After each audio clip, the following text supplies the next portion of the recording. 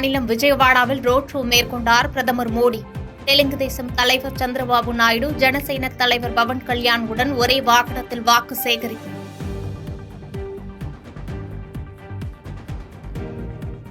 மோடி ஆட்சியில் பாகிஸ்தானின் ஒவ்வொரு துப்பாக்கி குண்டுக்கு பீரங்கி குண்டுகள் பதிலடியாக கிடைக்கும் என அமித்ஷா பேச்சு.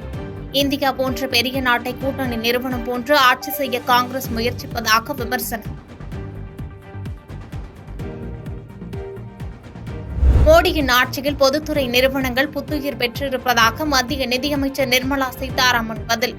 இந்துஸ்தான் ஏரோநாட்டிக்ஸ் நிறுவனத்தின் சந்தை மதிப்பு 4 ஆண்டுகளில் 1370% உயர்வு என விளக்கம்.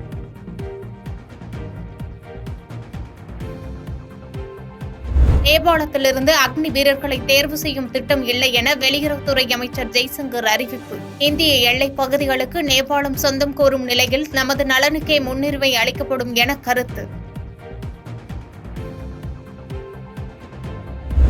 தமிழகத்தின் 7 மாவட்டங்களில் இன்று மழைக்கு வாய்ப்பு. புதுச்சேரியிலும் மிதமான மழை பெய்யும் என்று வானிலை ஆய்வு மையம் கணிப்பு.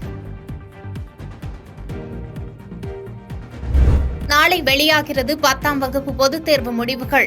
தேர்வு முடிவுகள் இணையதளம் மூலம் அறியலாம் என தேர்வுகள் இயக்ககம் அறிவிப்பு. உதகையில் நாளை தொடங்குகிறது மலர் கண்காட்சி. நீலகிரி மாவட்டத்திற்கு உள்ளூர் விடுமுறை அறிவிப்பு.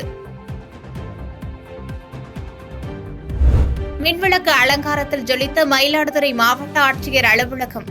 தேர்தல் நடத்தை அமலில் உள்ள நிலையில் அரசு அலுவலகம் அலங்கரிக்கப்பட்டுள்ளதாக சர்ச்சை.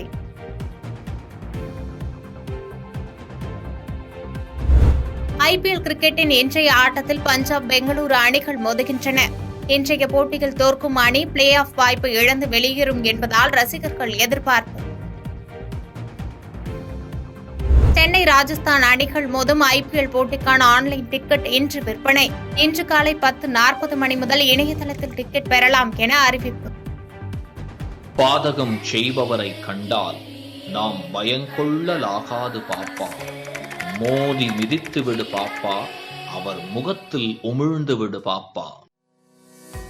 அண்மை செய்திகளை உடனுக்குடன் தெரிந்து கொள்ள இணைந்திருங்கள் இயம்நாடு தொலைக்காட்சியுடன்.